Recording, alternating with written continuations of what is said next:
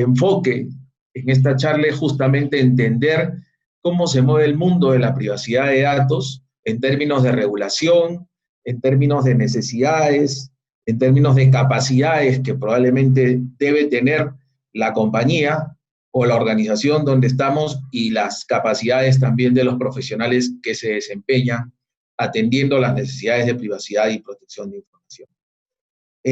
Para ello, quiero antes agradecerles a nuestros panelistas el día de hoy y agradecemos también su participación a Dino Carlos Coria. Dino representa a la Asociación Peruana de Compliance, profesional con vasta experiencia, es doctor en Derecho por la Universidad de Salamanca, en España, tiene estudios postdoctorales en el Instituto Max Planck del Derecho Penal Extranjero e Internacional de Freiburg, Alemania, es certificado Anti-Money Laundering por FIBA y la Universidad de Florida, y también es certificado en Compliance por AENOR.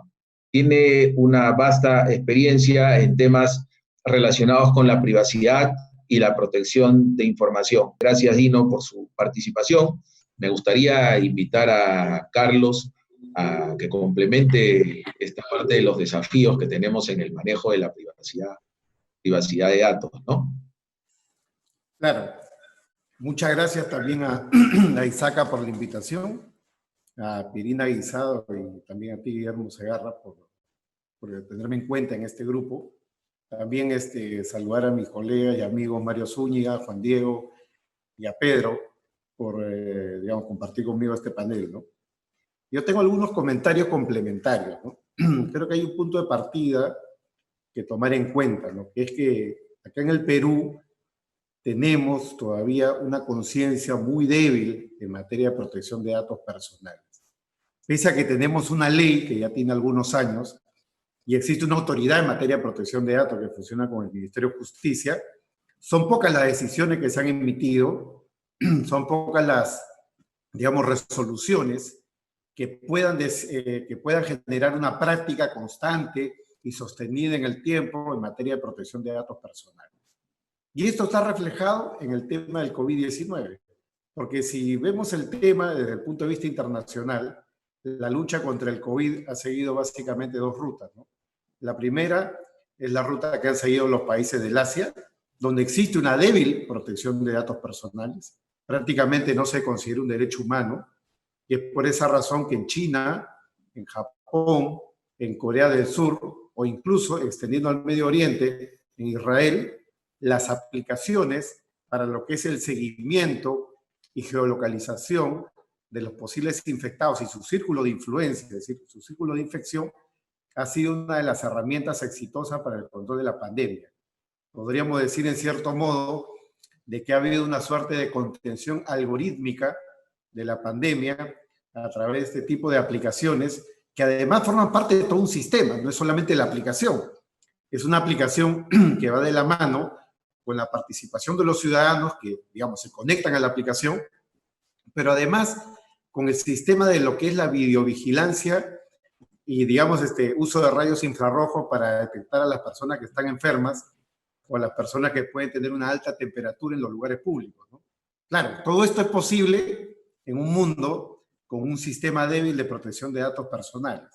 A diferencia de lo que ha sucedido en Europa y en los Estados Unidos, ¿no? Donde se ha recurrido a los métodos conocidos desde la pandemia del siglo XIV, me estoy refiriendo a la pandemia de la peste bubónica o la peste negra, que fue de 1347 a 1353 y que trajo consigo unos 50 millones de muertos, según los cálculos hechos por los historiadores, muchísimo más de lo que hemos vivido hoy en día, donde se fundamentó lo que hoy se conoce como la cuarentena, es decir, cierre de fronteras, la gente metida en sus casas, son métodos conocidos desde el siglo XIV. ¿Por qué? Porque en Europa o en Estados Unidos no es posible pensar en un sistema de control algorítmico sin protección de datos personales. De hecho, hubo una suerte de denuncia pública hace unas 5 o 6 semanas atrás, porque el FBI había utilizado una aplicación para hacer ejercicios personales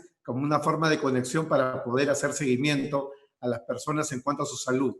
Claro, el FBI sacó luego un comunicado diciendo que eso no era cierto, que no era correcto, pero claro, lo curioso es que la aplicación estaba promocionada en la página web oficial del FBI, ¿no? Gran discusión entonces para los países en los cuales la protección de datos personales se considera un derecho fundamental, un derecho constitucional, un derecho humano. De hecho, por ejemplo, la Autoridad Española de Protección de Datos Personales, y esto seguramente lo podrá comentar con más detalle Pedro, sacó un informe, ¿no?, sobre, digamos, el uso de estas aplicaciones en materia de protección de datos personales y que viene de la mano con algo que también está asociado a lo que estoy discutiendo, que es el tema del reconocimiento de caras, es decir, el reconocimiento facial, ¿no?, las aplicaciones para el reconocimiento facial, que en términos generales no están aceptadas en Europa, pero que son una de las bases para este trabajo de control algorítmico de la pandemia, ¿no? Acá en el Perú no tenemos nada de eso, no tenemos cámaras infrarrojas, no tenemos cámaras públicas suficientes. El uso de la aplicación El Perú en tus manos es todavía muy primigenio, porque los que saben un poco de estos temas, digamos, de aplicaciones y de Legal Tech, para hablar más en detalle, sabemos de que todos estos procesos, el uso de estas aplicaciones tiene que pasar, al igual que las vacunas, por una serie de procesos, ¿no?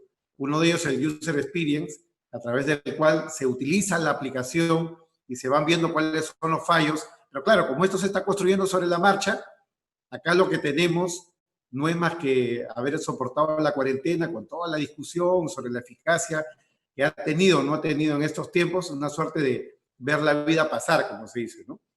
Ahora, y para cerrar mi intervención inicial, creo que es fundamental, como reto futuro, que se cree una conciencia a nivel local, a nivel del Perú, sobre lo que es la importancia o la trascendencia de la protección de los datos personales. No hay conciencia ni a nivel de las autoridades ni a nivel de los ciudadanos. Y creo que ese es el punto de partida, tomar conciencia de que estamos acá ante un derecho fundamental, ante un derecho constitucional, y que no es un derecho baladí, no es un derecho de segunda, no es un derecho de tercera, sino es un derecho fundamental, ¿no? Porque de lo contrario, lo que nos va a pasar es que vamos a llegar a otro tipo de aplicaciones como las que se vienen difundiendo en otros países para controlar el teletrabajo, ¿no? Entonces, como no hay un jefe que te está mirando a qué hora llega y a qué hora vas, ahora hay aplicaciones con control tipo 360, realidad virtual, ¿no?, para saber si el empleado está conectado o no a la tecla de la computadora, ¿no?, para ver si está trabajando o no. Claro, y eso puede ser completamente lesivo de lo que es la privacidad, de lo que puede ser tus datos personales, ¿no? Lo dejo ahí por ahora y luego vamos comentando otros temas. Muchas gracias, Carlos. Creo que ha sido un complemento interesante el que has dado respecto a este tema del desafío en el manejo de datos. Creo que en parte nos has comentado esta segunda pregunta, pero quisiera que la redondees para darle la oportunidad de cerrar a Mario luego. Entonces, ¿cómo afecta la nueva normal? En este nuevo normal que estamos viviendo, que se comenta mucho, ¿cómo se afecta la vida personal, el trabajo? ¿Cómo impacta en las organizaciones? ¿Y en qué medida deberíamos tomar en cuenta el manejo de la privacidad o la protección de datos, ¿no? Yo tengo sobre este punto varios comentarios también, ¿no? Bueno, personalmente no acepto. Creo que acá estamos ante una suerte de oxímoron que en lingüística, en la literatura, en la poética, tiene sentido cuando en una misma frase tú encierras una contradicción, ¿no? Como decir el hielo que quema, ¿no?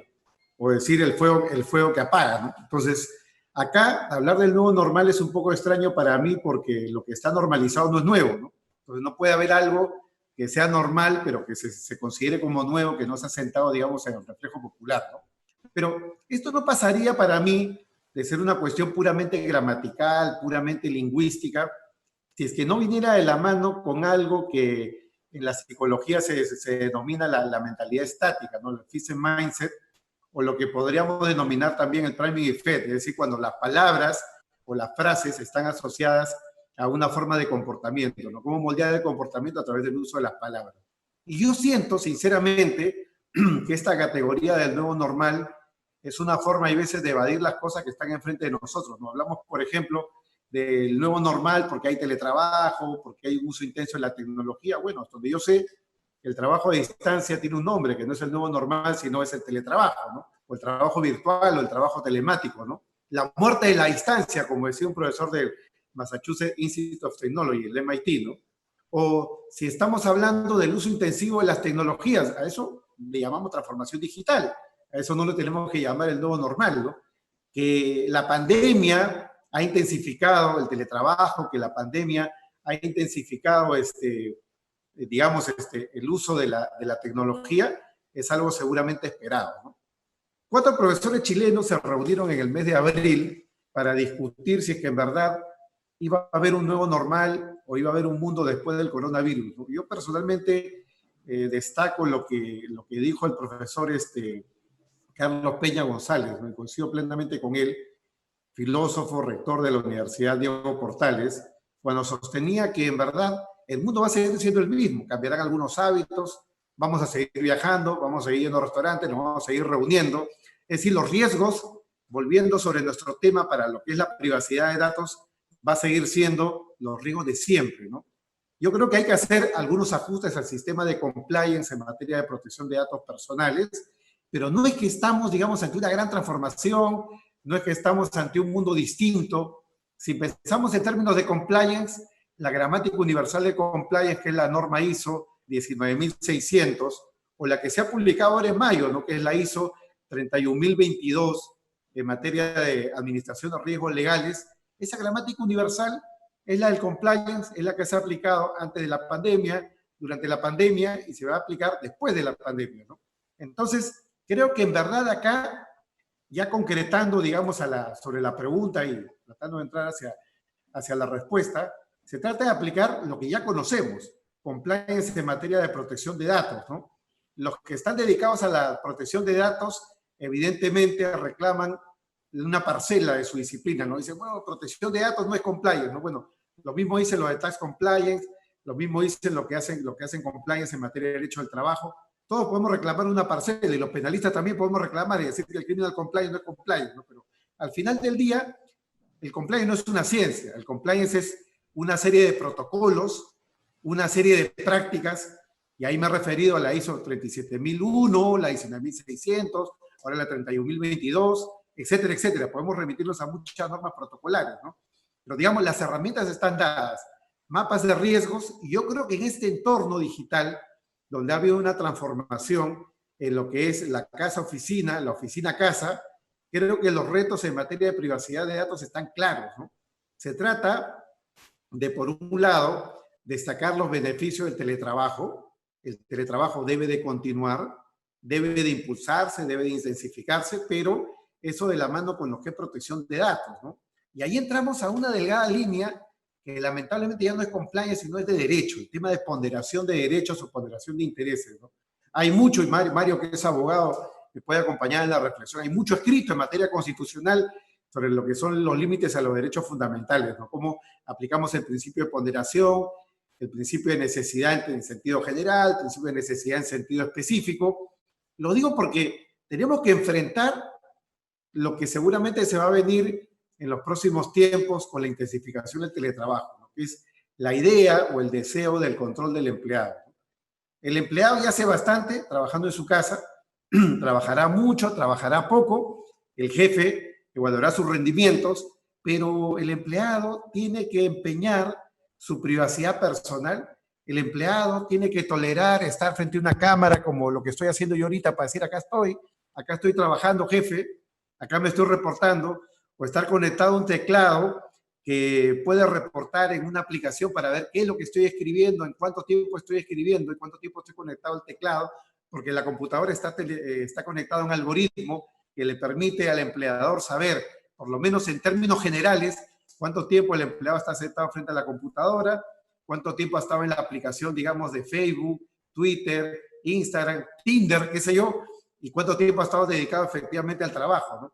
Creo que ahí está el reto.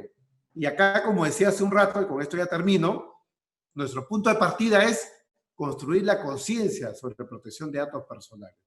Creo que ese es el punto de partida. El ciudadano tiene que entender que tiene un poder, que frente a la industria, a la inteligencia artificial, frente a la industria algorítmica, el ciudadano tiene un poder, ¿no? Tiene un poder tan sencillo como en teoría, digo, porque esto es algo que está en proceso de cumplimiento acá en Perú, poder hacer algo tan sencillo, escribir a cualquier aplicación, a la administración de cualquier aplicación y decir qué data tienen de mí y tener el derecho, ejercer el derecho de poder pedir que esa data sea borrada, ¿no? O esa data sea solamente utilizada en sentido anonimizado, o exigir que las páginas web traigan la información clara sobre lo que es el tratamiento de protección de datos, o si esto va a poder ser, digamos, empeñado a un tercero para que pueda, digamos, usar tu data personal con fines de marketing, con fines, digamos, de publicidad, etcétera, etcétera. Creo que ese poder ciudadano es el que se tiene, digamos, que poner de relieve, y este tipo de eventos deben de servir, digamos, de caldo de cultivo para ello. Gracias, gracias, Dino Carlos, por la explicación. Quisiera convertir estas dos preguntas en una sola y darles estos minutos para que pueda cada uno de ustedes comentar sobre en general estas nuevas capacidades o habilidades que deberían de repente implementarse o complementarse dentro de las organizaciones o en el marco del entorno del sector público respecto a qué retos observan o necesidades de capacidades que deban desarrollarse dentro de los líderes de las áreas de legal o cumplimiento y digamos, dentro de la necesidad de incorporar algunas prácticas que estén vinculadas con la parte de la tecnología y la ciberseguridad, algo como lo que ha mencionado, por ejemplo, hace un momento relacionado con el análisis de riesgos y el análisis de impacto del negocio, por ejemplo, y dentro de las capacidades que deberían tener los profesionales que estén liderando las áreas de legal y cumplimiento. Dino, Carlos. Lo primero que yo quería poner a relieve va en la línea de lo ya señalado también por Mario, ¿no? El tema del Tonga de todo, Tom front de todo. O sea, el tema de la protección de datos, como todo el compliance, tiene como punto de partida la alta dirección, ¿no? El día en que la alta dirección de una empresa no esté comprometida, no esté consciente de la necesidad de instaurar programas de protección de datos, este tema no funciona. Ese es el punto de partida. Yo llevo años dando clases en materia de compliance y siempre la pregunta es qué es lo más importante, ¿no? El compliance office, el mapa de riesgo, claro, pero nada de eso existe sin el top de top, sin la alta dirección, ¿no? La alta dirección es la que tiene que aprobar la plata, los recursos, para que empiece a caminar el sistema de protección de datos, en este caso, o cualquier sistema de cumplimiento normativo. Lo segundo, yo creo que acá en el Perú, hablando concretamente del Perú, es fundamental de que las áreas de cumplimiento, las áreas legales, introduzcan dentro de sus mapas de riesgos los temas vinculados a lo que es protección de datos, ¿no? Que va desde temas elementales como la información que maneja el área de recursos humanos, la parte contractual, que también implica el manejo de muchos datos personales, la parte de salud y seguridad en el trabajo. Acaba de publicarse recientemente una resolución ministerial, que es la 438 del MINSA, que reemplaza la famosa 239. Los laboralistas están que se jalan de los pelos porque todos han estado haciendo grandes esfuerzos por llenar información en un sistema informático que tiene el Estado, muy burocrático, que se llama el SysCovid, y ahora pues lo que tienen que hacer es simplemente enviar un mail con el protocolo. Pero claro, ese envío del mail con el protocolo, ¿qué medida de seguridad tiene, no? ¿Qué medida de seguridad tiene desde el punto de vista de lo que son datos personales? Porque ahí hay que juntar, por ejemplo, una ficha por cada colaborador que demuestre si son sintomáticos, asintomáticos, si han tenido la enfermedad, no han tenido la enfermedad. Y claro, si esto no se resguarda, conforme a la lógica de lo que es protección de datos, esta información va a pulular por los ministerios, esta información va a pulular en el viento, con lo que el tema de la data se va a perder, digamos, el valor de lo que significa el derecho constitucional a la protección de datos personales, ¿no? Bueno, fuérase que estemos hablando de data estructurada, porque esta data no está estructurada. Por más de que hayan campos, digamos, y formatos para llenar, no es data estructurada en la medida de que el Estado no lo recupera para aplicar analítica a través del sistema de Machine Learning, recuperarlo a través de un algoritmo para convertir esa data en información para la toma de decisiones, ¿no? No, simplemente es información que está al viento y puede ser utilizada para bien o para mal. Tercero, el tema de la formación, ¿no? Si hemos empezado hablando hoy en día de que uno de los grandes retos tiene que ver con el tema de la conciencia ciudadana a nivel de las empresas, es el tema de formación. Yo la formación la enfocaría en dos ámbitos, ¿no? El ámbito de lo que es protección de datos personales, qué información entregas a la empresa, qué información entregas a un proveedor, qué información entregas a un cliente, qué mecanismo de seguridad tienes dentro de tu sistema. Con eso entro al segundo punto de lo que es formación, ciberseguridad, ¿no? La ciberseguridad, bueno, los que están metidos en esto lo tienen claro, está guiada por tres principios, ¿no? Integridad, disponibilidad, confidencialidad de la información, ¿no? Todos los sistemas que están enfocados en el teletrabajo tienen que utilizar el cloud, ¿no? La tecnología cloud, la nube, ¿no? Usan OneDrive, usan Google Drive, utilizan Dropbox, y son mecanismos que tienen un alto nivel de vulnerabilidad, ¿no? Sobre todo si estamos haciendo trabajo compartido, coworking virtual, digámoslo así, corrigiendo un documento en línea entre muchos, evidentemente es información que tiene mucha brecha de seguridad, ¿no? Y si no somos conscientes de esta brecha de seguridad, evidentemente los incidentes o las incidencias en materia de ciberseguridad pueden presentarse, ¿no? Y lo último, ya para cerrar mi participación, el tema algorítmico, ¿no? Hay muchos algoritmos y tal vez ahí Pablo nos pueda comentar, hay muchos algoritmos, ¿no? En materia de protección de datos personales, así como en materia de compliance, uno de los más famosos es ComplyLaw, que te permite monitorear prácticamente del teléfono cuál es tu nivel de cumplimiento en materia de compliance. Hay muchos algoritmos también en materia de protección de datos personales, ¿no? Por decirlo de alguna manera, hoy en día el boom, digamos, en Europa, el tema de la protección de los datos personales y toda la industria del legal tech está volcada, digamos, en el desarrollo de esto, ¿no? Pero claro, son soluciones algorítmicas, ¿no? Y los algoritmos tienen también sus riesgos. Hay que recordar en materia digamos, del uso de la inteligencia artificial, los problemas éticos, ¿no? Porque los algoritmos aprenden, siguen los sistemas de machine learning, que es una de las formas, digamos, a través de los cuales se puede programar, y los algoritmos pueden llegar a tomar decisiones en materia de compliance, en materia de protección de datos, ¿no? Y el problema es que las empresas, ya con esto acabo para no extenderme, las empresas que proporcionan estos servicios algorítmicos son empresas que cuentan con la llamada caja negra, así como es la caja negra del avión, hay la caja negra algorítmica, el black box, ¿no? Es decir, son algoritmos donde no se permite una auditoría para conocer si estos algoritmos tienen sesgos, sesgos de discriminación o sesgos, digamos, de fallos que puedan significar un resultado algorítmico que no sea acorde, por ejemplo, con el principio de igualdad o, digamos, en este caso, la protección de la ciberseguridad o los datos personales. Entonces, está bien el uso de los algoritmos, pero eso trae de la mano un reto adicional, que es el tema de lo que son las auditorías algorítmicas.